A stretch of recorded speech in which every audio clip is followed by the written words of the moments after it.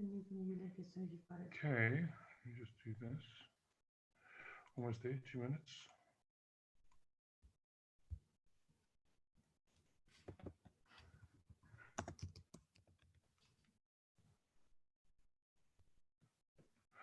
Okay, I think we're going. I'm going to send out the link quickly to everybody. Give me a second.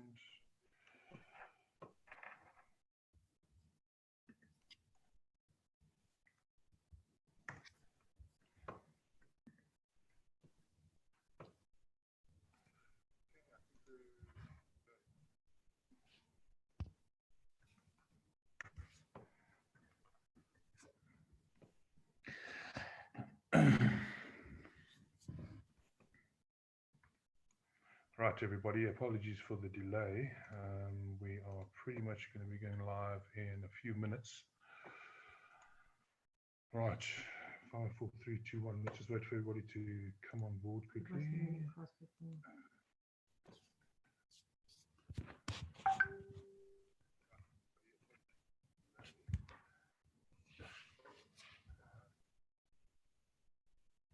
Okay, the good thing is we're streaming, we're live. I sent you the new link. You can please just send on the new link quickly. Apologies for that.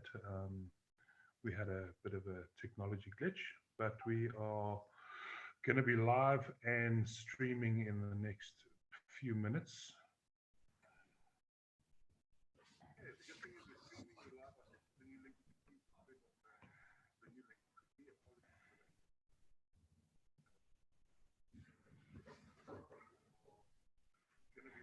Okay, we got some people joining. There we go. Okay, good stuff. Right. Okay, much happier, much happier.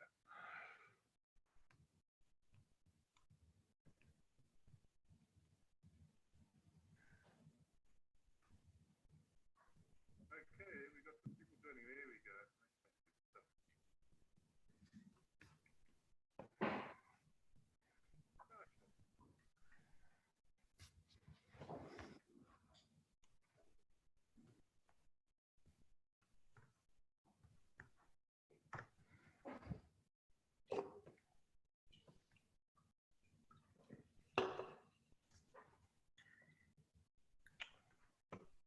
Oh, there we go. People are jumping in. There we go. A couple more people joining.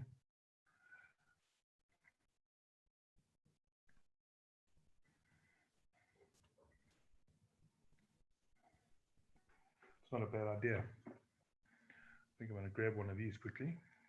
There we go.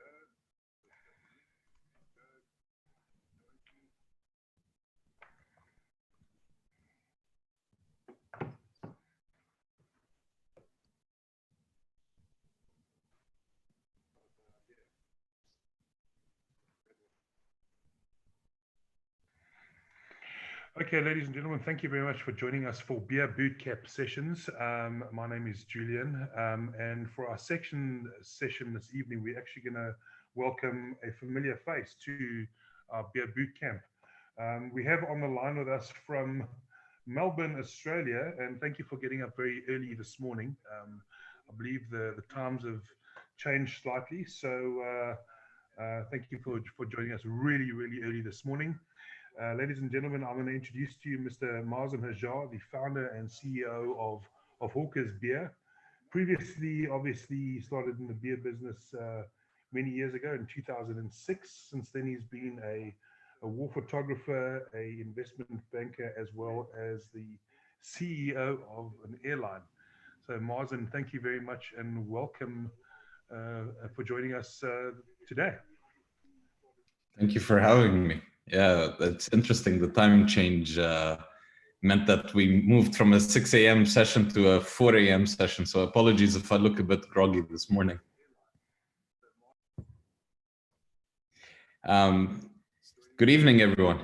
And I guess we should try and jump into it. I'm sorry if I don't respond immediately because I don't see everyone online. So I'm pretty new to this whole technology thing.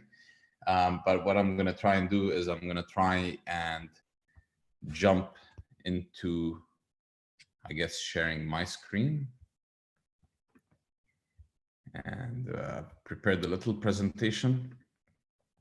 Here we go.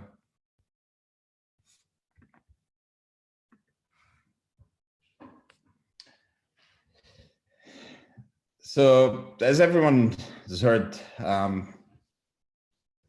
my presentation really is about the environment that we all find ourselves in, which ironically to me, there's an old Chinese curse. If God, may you live in interesting times.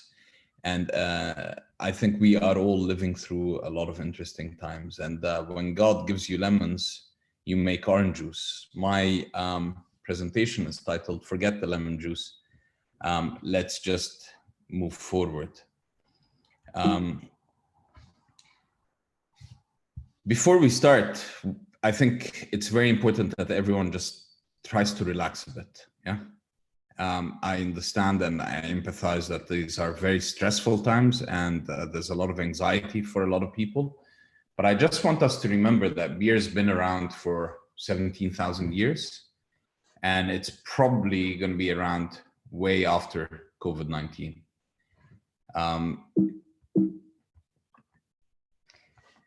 Also, please remember, everyone is hurting right now.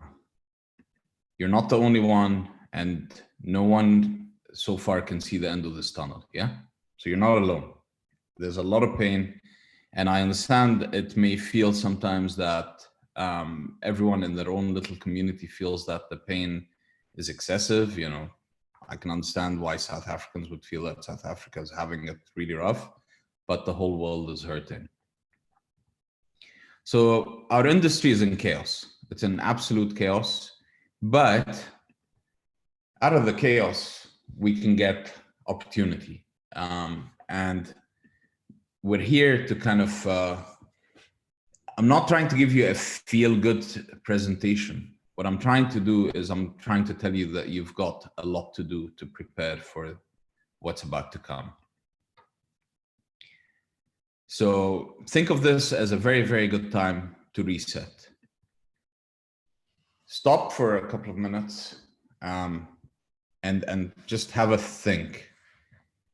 And by that, what I mean is have a think about what kind of a business are you? And if you could go back, we constantly, this is my second brewery, and every time I stop and think, I think if I could go back, what would I do differently? What would I change? And I think if we stop and think during this period, it may present a perfect opportunity to do some of the resets that we've always wanted to do. So for the purposes of this presentation, I'm just going to slightly simplify the business models. And I'm going to have a little chat about our experience in Australia, because I think every brewer's experience in their own local market is quite unique. And I'll talk a bit about what we're going through in Australia and what you can extrapolate for your own market in South Africa. And this, funnily enough, comes from talking to brewers in the US and talking to brewers in the UK and talking to brewers in Lebanon and talking to a whole bunch of brewers around the world. And for me, there are three essential different models. First one, obviously, is the brew pub. The second one is a regional brewery. And the third one is a national brewery. And if you'll notice here, I've kind of avoided the distinction between craft and multinational and big and whatever. What I'm talking about here is, and not nano and micro and based on literage. What I'm talking about is essentially three different business models. And I'll go into a bit of the detail behind each one of these. For me, the brew pub is your typical brewery that has a bar facing, that relies as the majority of its revenue is coming right off the bar on its own premises. Now, this business model has a lot of strength. And up until a couple of months ago, I don't know if you guys are aware, but in Australia, we had bushfires. Now, these were horrendous fires that ripped through the Australian outback and killed 1 billion wildlife animals. And if you combine the wildfires of California, Siberia, and the Amazon all together, the bushfires that we had were bigger. And at that point, a lot of us slightly bigger brewers were feeling the pain because our distribution networks were disrupted. A lot of the clients and regional areas were disrupted. A lot of the tourism centers were disrupted. The economy was feeling a downturn. And a couple of months ago, if you had asked me, I would have argued that that is a very resilient business model. And if we look at the way the American market's been developing and how a lot of the markets around the world where everyone's becoming super parochial, you're getting the local bars serving the local community, it's a very resilient business model. Now, the strength of that business model is it's very much an involved experience. And by that, I mean, you are basically involving your customers in the experience that you are selling to them. You are bringing people across the bar and you are talking to them, engaging with them and selling them the dream and the idea of what you're doing. You basically control your distribution, right? So your costs are very minimal in distribution. You're selling over the bar. You are in absolute control of your chain. No one can block you off your own taps. And you're getting full retail margin. There's no middleman when you're selling across for the vast majority, especially if you're relying for the vast majority of your margin to just sell across the bar, right? And so you have the ability to build your brand, to build your community around you, and engage with your customers. The problem with that model is at times like COVID, when everyone's on lockdown, the weaknesses begin to come across. So first of all, the biggest weakness is your limited distribution. If the government shuts down the bars, which is what has happened in Australia, then you've basically lost your biggest revenue stream. This brand and community building that we were talking about as a strength is also a weakness, because that means outside of your local community, you're very much exposed. No one has very few people have awareness of what you're doing, and very few people feel that connection. And because you're a brew pub, you generally tend to have very high production costs. So you're buying lower volumes, you're producing lower volumes, you're selling lower volumes. And if you try to distribute any of it, it becomes very difficult. You've got to bring in packaging lines if you do want to come out of the brew pub. So you bring in your mobile canning lines, your mobile bottling lines, and that adds a significant cost to what you're doing. And finally, you are exposed to the local community risk. So if you are a brew pub in a little village, even without COVID, and something happens in that village or in that neighborhood, you're basically exposed to that risk.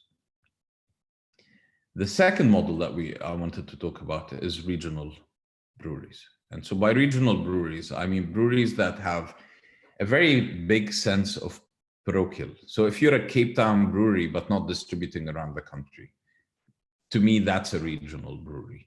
I'm not thinking of the volume that you're producing. I'm thinking where you are a brewery that is very much engaged within your own local community. And so you get a lot of local support, right? There's a massive movement of support local. That is one of your biggest strengths. And your biggest strength as well is you can control your distribution. So, you know, you're probably distributing 10, 20, 30 kilometers around from where you are. You're able to put your own driver out there. He's able to drop and engage with your customers, and you're not reliant on third-party logistics and distribution outside of the territory where you are in.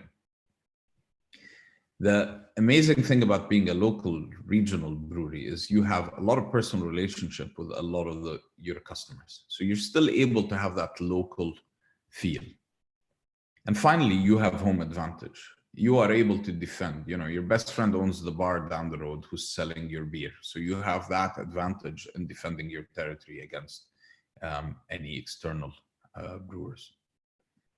The weaknesses of this model, again, it's weak distribution. So if you needed to get out of your regional area, then your distribution becomes weak.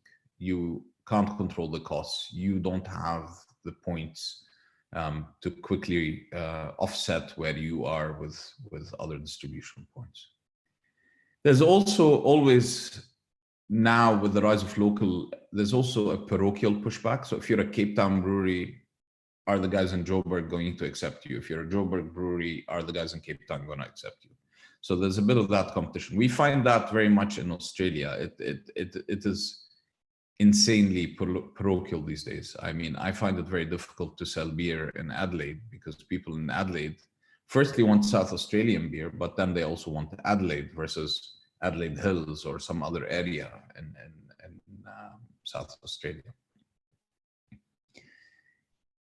You have, as a regional brewer, very few resources when you compare with breweries that are much bigger and that have a national scale.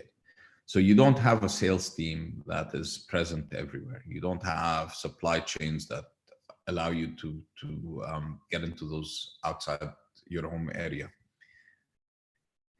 So you're kind of squashed in that middle tier between the big guys and your brew pubs. These are your weaknesses. Now, when we get to national breweries, what I talk about is breweries that have national coverage. They generally tend to be bigger volume breweries. And I'm not talking about the big guys because I really don't care about SAB Miller. And I really don't care about AB InBev. And I don't care about Kirin and Asahi and all these guys and Carlsberg. What I'm talking about is your, again, I know since I was last in South Africa, unfortunately, some of the big national breweries have been bought by some of the multinationals. So I know Jack Black and Devil's Peak have been bought. But that would be the kind of brewery that I'm talking about. And so they tend to have a large brand awareness. Wherever you go, people tend to have heard of them if they are into craft beer.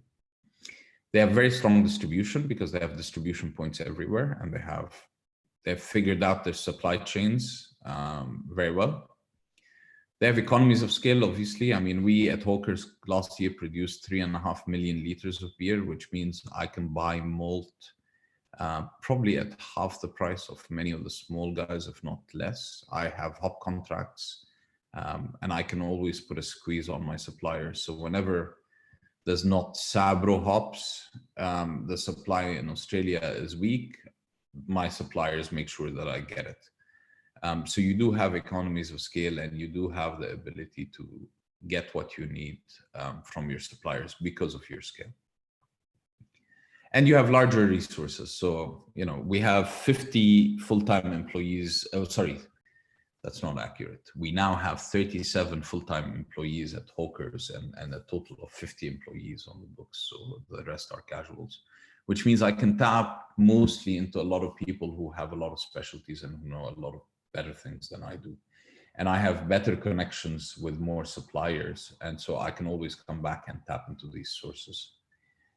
The problem with being a national brand is you're weak on the local level. Like I said, you know, you come into Adelaide and it's very difficult to defend against your South Australian competitor. In Australia, we have something called the tall puppy syndrome. And what that means is basically, as you become bigger, people want to chop you down, cut you down, and they want to support the little guy, which is great, but it's a disadvantage when you're a national brewery. You need to make sure that you are always engaging and not coming across as being a big douchebag. By the way, excuse the noise behind me. We've got a storm going on in Melbourne right now, which is most bizarre. Anyway, you also have much less flexibility. Now, it depends how you run your business, but every time we want to make a batch of beer, I just recently introduced a 4,000 liter tank, and that is our smallest tank. That's our pilot system. So imagine every time we want to test a recipe out, we've got to make 4,000 liters of it. And we have to be able to sell 4,000 liters of it, or be able to absorb the cost of throwing away 4,000 liters. And every time we run a specialty, it's an 8,000 liter tank. And the big batches are 16,000 and 32,000 at Hawkers. And so our ability to maneuver and quickly react and find tank space and do all that kind of thing with massive supply chains and managing our resources is a lot less flexible than a little brew pub who, there's a Quebec yeast and he can try a beer, and if it doesn't work out, it doesn't work out. It's whatever. It's 200 liters of the beer. Our strength in terms of having massive resources is also our biggest weakness. We have large fixed costs. So when something like COVID comes along, all of a sudden you have 37 full-time employees to feed. And even if you drop all your casuals and you reduce your man hours, there's still a lot of cost associated. The rent on the space, the cost of keeping the lights on, the cost of not cutting off your staff and doing the right thing is massive. And so that's one of our biggest weaknesses. So I guess a lot of you will probably be asking, okay, great. These are the three models. What can I do? We're in this mess. What do we do from here? And for me, this is your best opportunity to basically clean up all those admin things that you've been putting off. You've been too busy. You've been running around trying to produce beer, trying to sell beer. A lot of things have fallen by the wayside as you're running. At Hawkers, we're constantly playing catch up to a lot of things. It's not hectic anymore. You can relax in the sense that you can take time because you are locked up at home and do all those things that you needed to do. You can rethink and train up on essential new skills. You can refinance if you have to, and we'll talk a bit more about that a bit later. You can revisit all of your contracts and your costs. This is a perfect opportunity to think about what you really need. And you can use this time to plan for the end of this crisis. Now, all of these points, I'm just going to get back to them individually and have a chat through them. But I think what's most important during this period is to think of your customers, right? Stay in contact with your customers. Check that they're okay. And most importantly, is check that you are okay and stay okay. Mentally and physically, ensure that the people around you are okay. These are very trying times. And I'm not talking about just contracting the disease. I'm talking about the mental health of the stress that everyone is going through.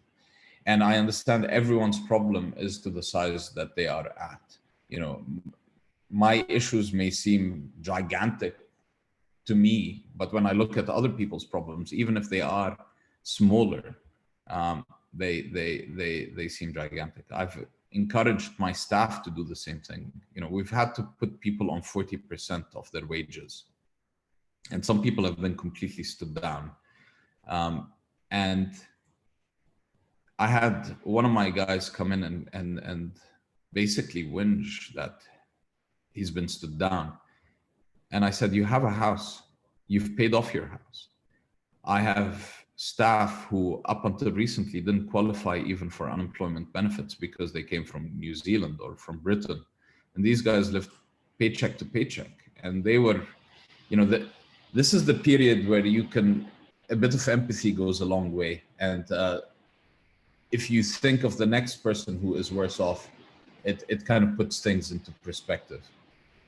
So what do I mean by clean and finish up? I mean, a good business is run on data, right? If you don't know, then you really don't know. And this is a good opportunity to revisit all the data, understand your data, clean it up, get the spellings of your customers right across your platforms so that when you do decide to pull data out of your system, you know what's going on. And I'm not just talking about sales data. I'm also talking about production. I'm also talking about understanding your raw materials, your proper costing for each beer, what your margins are, where your costs are, looking at the logistics, if you have any logistics. Are you being efficient? One of the big things we found as we grew in Hawkers is that we missed and dropped the ball on logistics. And all of a sudden, our logistics now, we're spending $700,000 a year on logistics. And just by being able to take a step back and just being able to think some of the stuff that we're doing by understanding the data. For example, we were selling into Newcastle in New South Wales, which is the second biggest city after Sydney in the state of New South Wales. But our cost, because we were going Melbourne, Sydney, Newcastle, was so high that every carton we sold, we were losing money, not realizing it. And by being able to take this downtime to look at our data, we understood that firstly, we reroute how we ship beer there. And secondly, we remove our deep discounts that we were giving to try and vitalize a new market and make sense of it. So, you know, this is a great opportunity to fix all those problems. This is a great opportunity on an operational side. You have downtime. Go fix all the equipment that you do. Normally at Hawkers, we have a shutdown in June or July, which is our low season because that's the winter season over here. And we basically shut down for a couple of weeks and do preventative maintenance. We change the seals, fix all the pumps. This is a great opportunity. You're down, you may as well take advantage of that. And I don't know if you're like me, but I have 100 projects that are 80% complete. You know, I have set up the web store, but haven't really set up the characteristics of each product. I have set up Square as our POS, but haven't linked it into the inventory system. All these little projects that are 80% there, you have an opportunity to now go in and finish a lot of this stuff up.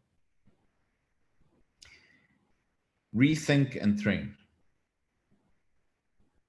You're going to have new sales channels. I don't know. I know that in South Africa, you've had a shutdown where alcohol sales are banned. But in Australia, we used to sell a carton of beer every 2 months on our website.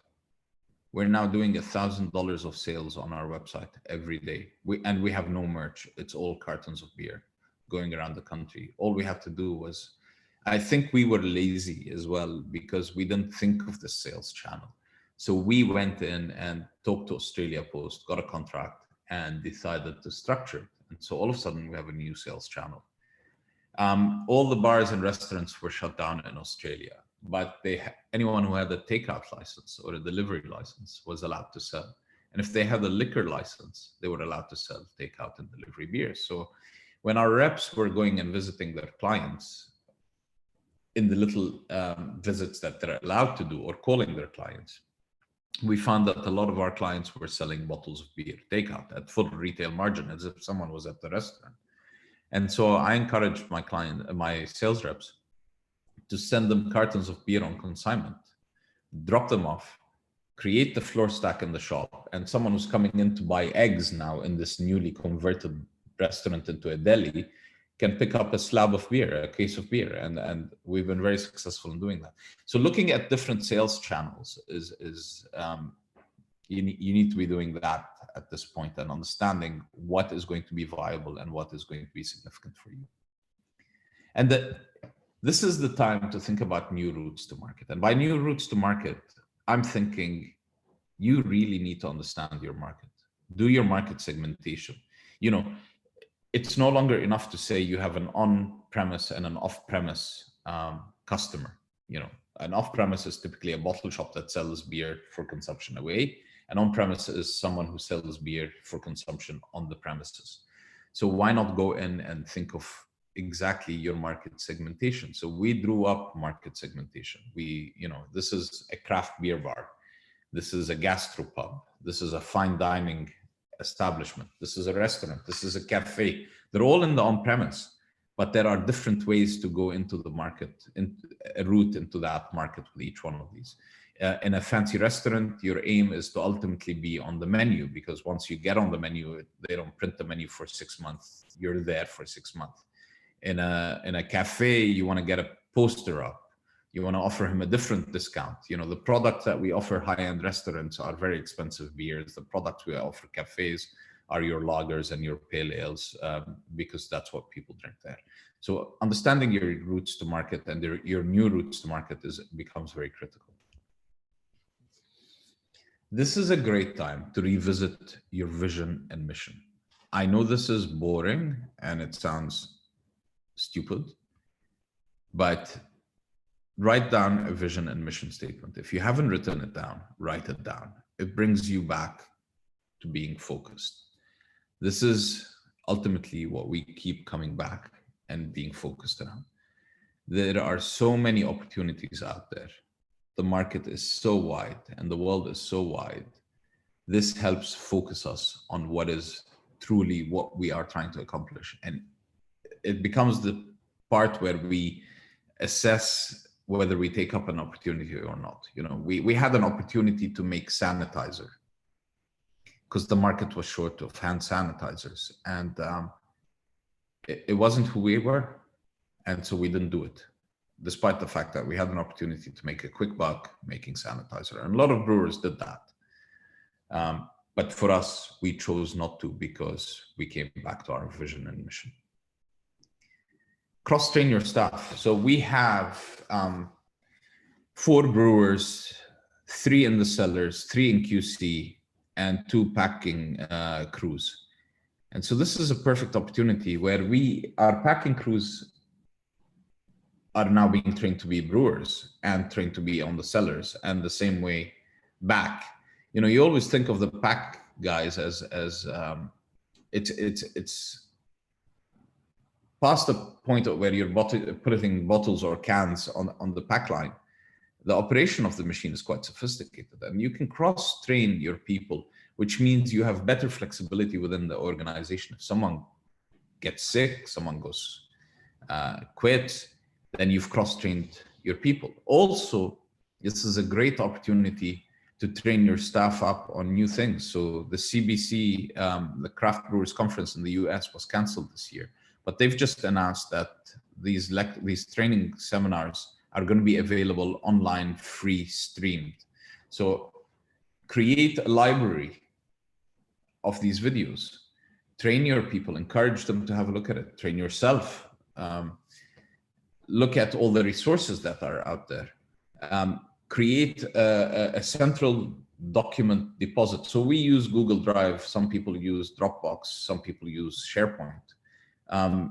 Whatever you use, create a training folder and put all the documents that you think are useful, reference documents, you know, CO2 charts for draft systems. Put all this stuff in and encourage your people to train. We are training our guys on new ways to use our CRM software in the sales team. We are using this opportunity to train up on Salesforce because we're moving into a newer CRM system. And pick up new skills. You know, we invested heavily in data mining, and we use Tableau. You can use Microsoft Power BI. It's a free tool. You can pull all your data from multiple places and slice and dice it the way you want. And so that is a very essential skill that I cannot tell you how useful that is. Look at your costs. Train yourself on your CRM, understanding your pipeline, your opportunity, not just, yes, my rep has visited his 10 accounts a day, but understand where the opportunities are, what part of the pipeline I'm at. Train yourself on ERPs, which is your backend, your accounting software. Look at MRPs, material resource planning. By doing that, we reduced our inventory holding by $800,000. That's cash flow in your pocket. This is a great opportunity to read up on brewing quality, on all the new ingredients, what's happening in the market. Look at all the legal, tax, and safety things that are out there. You know, train yourself. I just finished training on Adobe XD, and now I can just create a wireframe and do all the Facebook banners and all the email footers and all these posts myself. You know, look at building your website. I mean, rethink what you're doing. If you had a company do it, maybe look at training yourself up on something like Squarespace or Shopify. And have a look deeper into your e-commerce platforms, your POSs.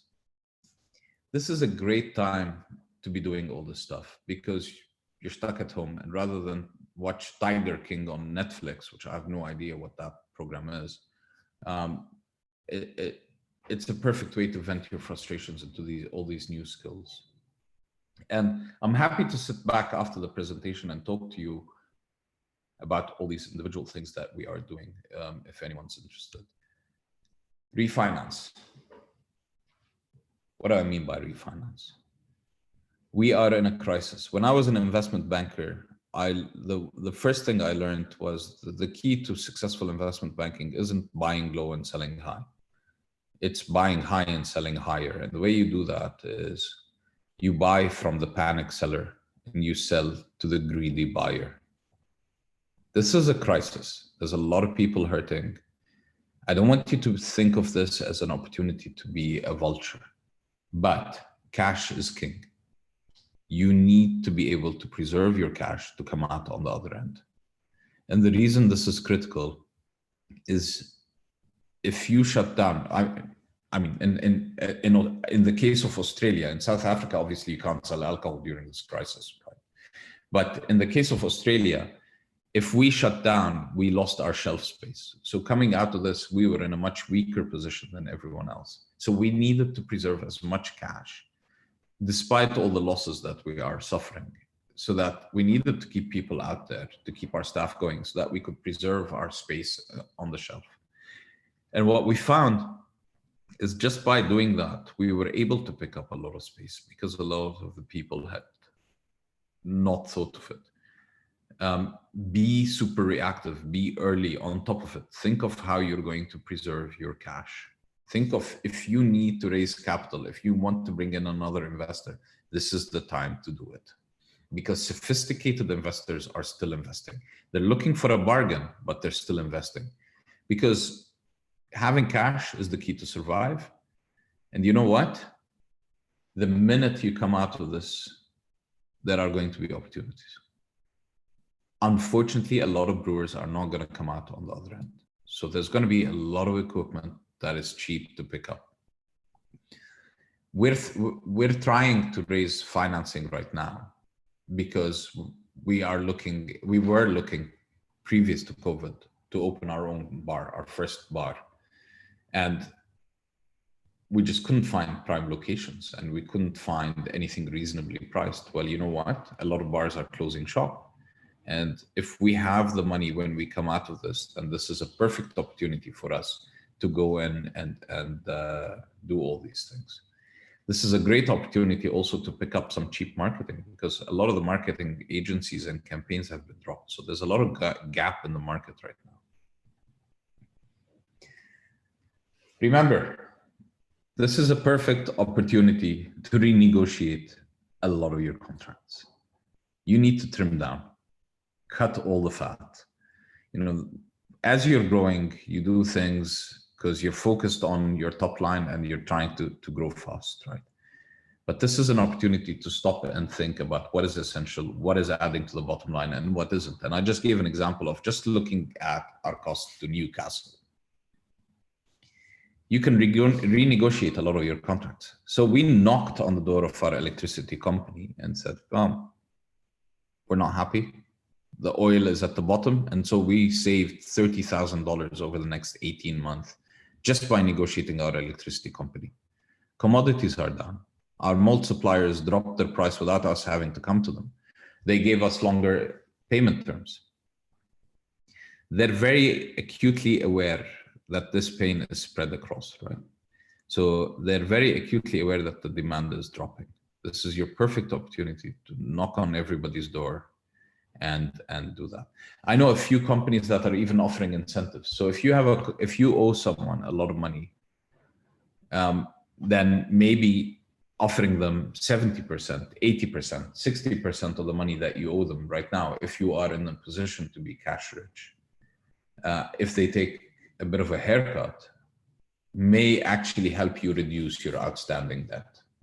So there's a lot of opportunities here to think about these things, right? You need to think about sharing the pain and the burden around. You should not be in a position where you're the only one feeling the pain. We're all in this together. We need to spread the pain down to our suppliers because our customers are spreading the pain to us, right? But your suppliers are your partners. Do not try and push the pain onto them 100%, because if they don't come out of this as well, then nobody benefits, right? There is a fine balance between spreading the pain and making sure that everyone's okay. You need to plan. This will end. It'll finish. We'll come out of it at some point. I don't know when, but it'll happen. If you don't plan, you're gonna fail. When we come out of this,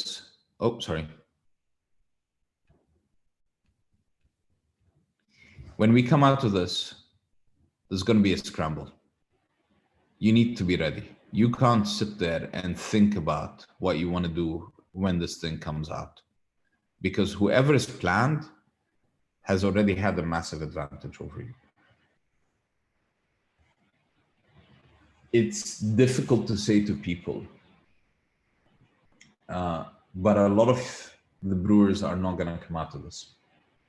They are going to be in pain, and there's not going to be much love, or they're going to just shut shop. A lot of the bars are going to shut shop.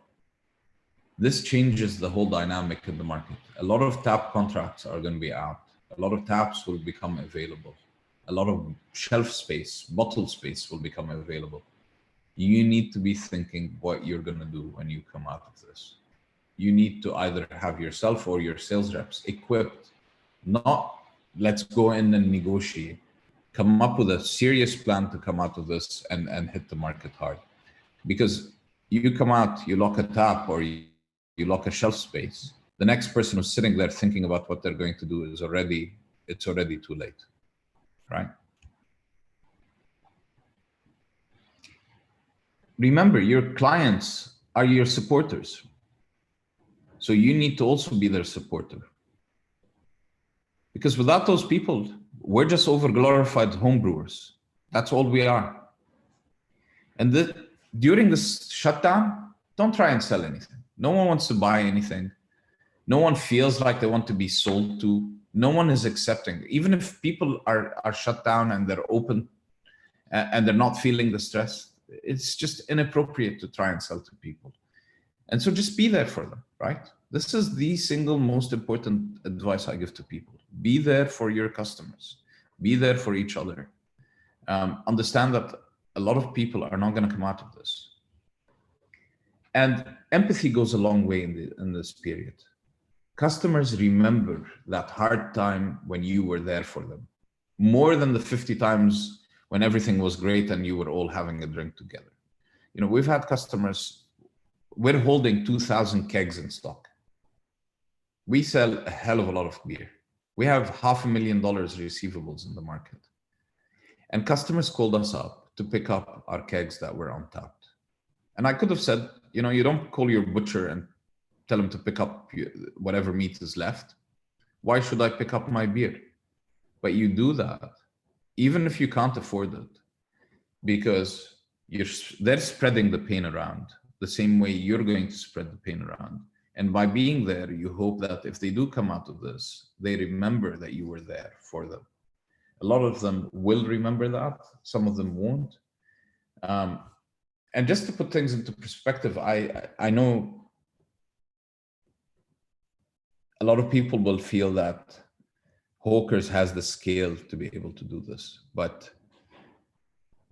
we've lost close to 100,000 liters in kegs. The longer this keeps going, the more likely we're going to have to dump it.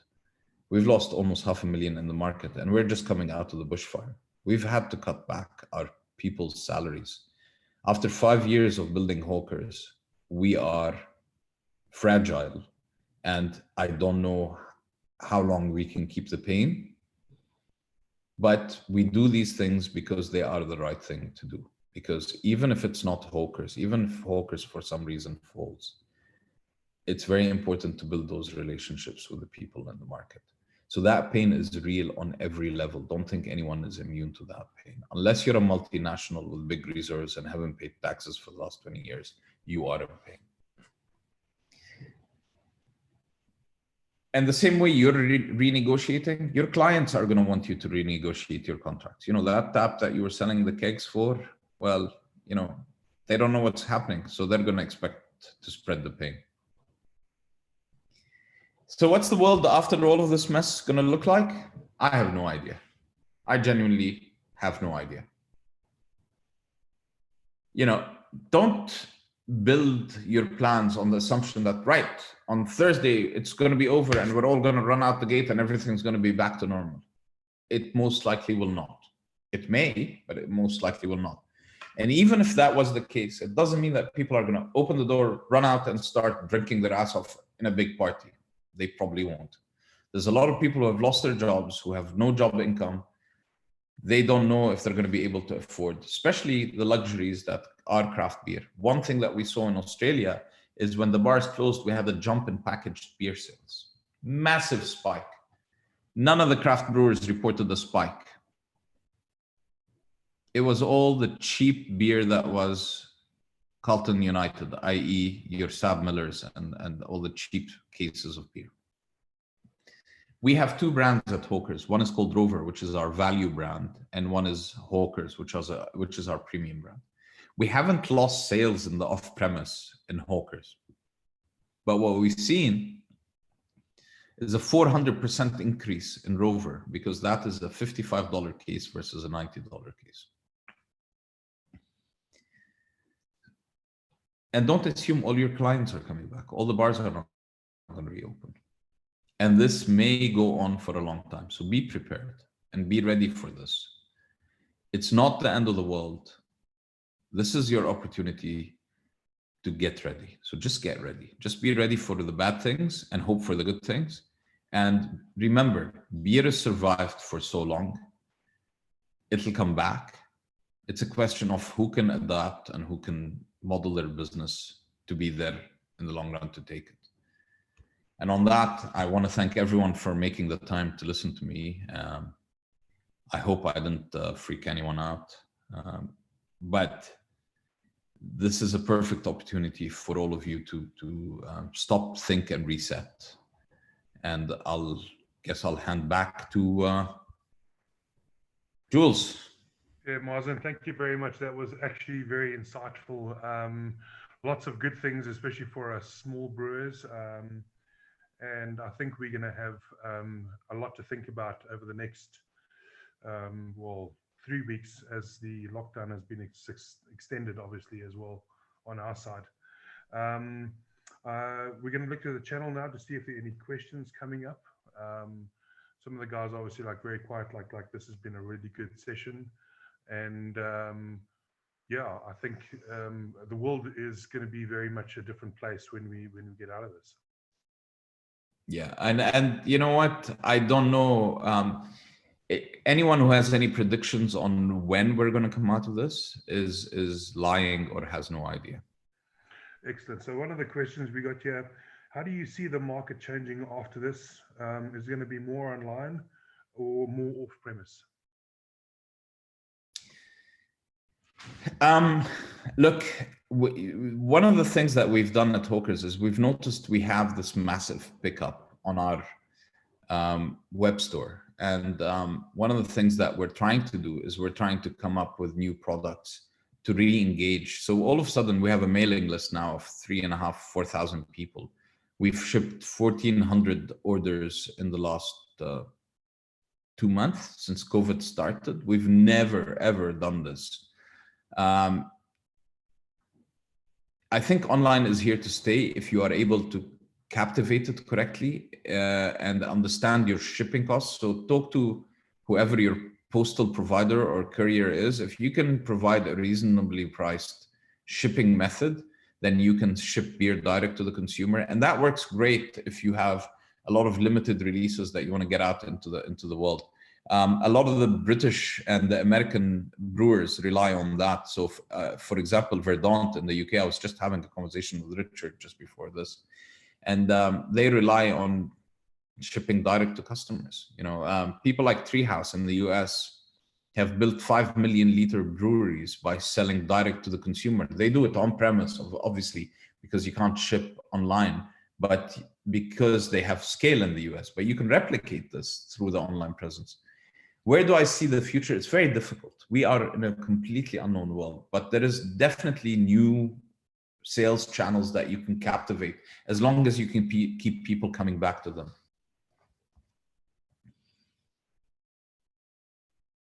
Excellent, thanks, Mazen. Also, tell me, if you had to look at things again, would you become either regional, or would you open a brew pub, or would you just stick to the same model as you currently have at the moment, which is strictly a brewery? It's funny you say that, because 2 months ago I was kicking myself thinking I had done the wrong thing and I should have been in a brew pub, because when we started in Australia, Hawkers, and when I came down to see you guys, we had 180 breweries in Australia. We have 850 right now. Now, if you think about the mess that creates on the shelf space, we were up like crazy up until the first half of this year. We were used to 60, 70, 100% growth per year. And then this year, we were a bit shocked because we were down to 27%, and we thought, oh my God, the world's coming to an end. And then all of a sudden the bushfires came and wiped all of that away. With COVID now, I think we're going to be lucky if we maintain where we are, if not drop significantly. So I thought that the way forward was to become a local brew pub, service your customers, build that rapport, and have, if you wanted to become national, have multiple of these. COVID comes and the brew pubs are the ones that are in the biggest pain. We, the bigger breweries, are kind of coping better, I guess, because we have more sales channels. I mean, this is very different to South Africa, right? Because in South Africa, you can't sell alcohol. Here, we can still sell alcohol. People can still drive through. We've set up a drive-through to encourage people to drive through and buy beer directly from us. Like I said, more retail spaces. If I could go back, I think the right mix is probably a mixture of both. Having that large capacity and being able to manufacture cheaper, lower costs, means that we are flexible enough to react, but also having a brew pub at a time like the bushfires is also a protection. So it's a mixture of both. Right. And then finally, what we're going to do is we're going to ask you quickly your plans for the future. Obviously, don't reveal everything right now, but just give us a glimpse of what you guys are planning to do in the very near future.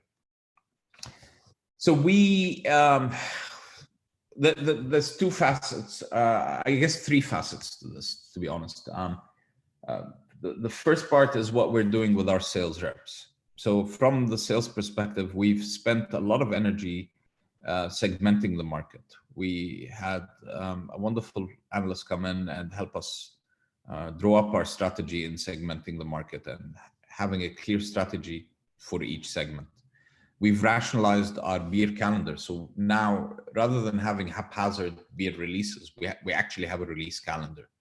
And on the sales side, that has helped a lot because we can engage with customers on these new releases. So we have a Fresh Coast series, which is a very hoppy beer. That's come to an end now because we can't sell enough of it.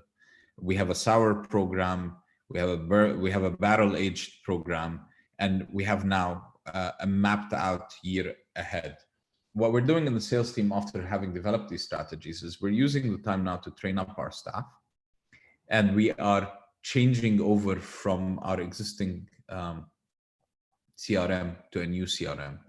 I encourage people to look. There are a lot of really great CRMs out there that are cheap, but have great functionality that allow you to engage with your customers and follow up. Repsly, Lilypad, even Salesforce does a fantastic job, but it is slightly more expensive. That's on the sales side. On the production side, we have streamlined our operations, right? We have cut the fat, trimmed the fat a lot. We are experimenting a bit with high gravity brewing. We are using cryo hops. We are looking at all these things that we wanted to do. We are pulling all the analysis that we've had in Excel sheets, the brew sheets, the schedules, all of that. We're using this opportunity to, we run SAP in the background. We run orchestrated beer out of the US. And it's a monster of a beast that can run everything. But training people up is a tedious, long process. So what we're also doing, as well as cross-training, is we're moving everything on there. And all of this is moving onto our data analytics, which is Tableau software. And I know it's an expensive thing, but you can use Microsoft Power BI to do this stuff. Finally, we are refinancing. So we are trying to find investments. We are looking for crowdfunding. We are talking to potential investors, because I'd like to come out of this with a bit healthier balance sheet in terms of cash on hand, because there may be opportunities, there may be more things that we can do. And finally, the most important thing is we are drawing up a kind of a master plan of, once this thing is over, what is it going to look like? We're doing analytics, and I know this sounds hard, and I know this sounds a bit heartless when you're talking about your fellow brewers, but some of the brewers are just not going to make it, and you're going to have a shelf space. You need to think of who are the most likely people that are not going to make it. Where are their tap points? Where are their bottle shops? Because there's going to be a bit of a scramble coming out of this, right? You need to be the first guy in there trying to get your beer onto the tap, because if it's not you, it's someone else. And I know this sounds hard, and this sounds heartless, and this sounds, but that's the reality of the world we live in. Everyone's in pain. The question is, how do you come out of this and continue to have a sustainable business? And some of the decisions that we'll be making in the next week or 2 or 3 or month or 6 months are not going to be the easiest ones. If we survive, we're also in pain. We're taking it day by day. We might not make it on the other end. The American statistic of 49% of breweries that were asked in that survey, who said if it goes on for 3 months, it will not survive. It's the same in Australia. There's a lot of people who are just, there's a lot of guys who followed their dream and said, yeah, I didn't sign up for this mess. I'm not coming back. I'll go back to my day job.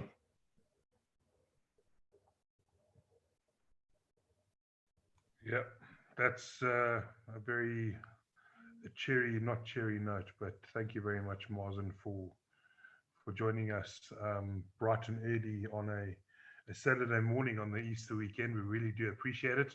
Everybody online is appreciating it a lot. Thank you very much. I'm sure we'll get some traction from this as well. And yes, we wish Hawkers and the team all the best in the future when we come out of this. Obviously, I mean, you guys have been established now for 5 years. You're one of the more predominant breweries in Victoria, in Australia, and definitely hope that we have good news to hear from you in the months to come. Look, we're all in this together. Everyone's feeling the pain. Keep your chins up, guys. I didn't want to depress anyone, because it is not a hopeless case. This is an opportunity to really build up on your strength, trim the weaknesses, know who you really are about, and keep going forward. And I feel for everyone in South Africa. I love South Africa. Everyone who knows me knows I constantly dream of I was looking forward to Beer Bootcamp this year, and just keep your chins up. I think we'll come through this, and the world will be a better place, hopefully, after we come through this. Excellent. Mazen, thank you very much for your time. Ladies and gentlemen on the stream, thank you very much for joining us this evening. We look forward to the next one. There's a couple in the next couple of weeks. And obviously, we've got some more coming up simply because it's all been extended. But please follow the Beer Bootcamp on Facebook and on Twitter, as well as obviously Instagram and YouTube. And we look forward to catching up with you guys next week. Stay safe, people. Have a great weekend. Keep well.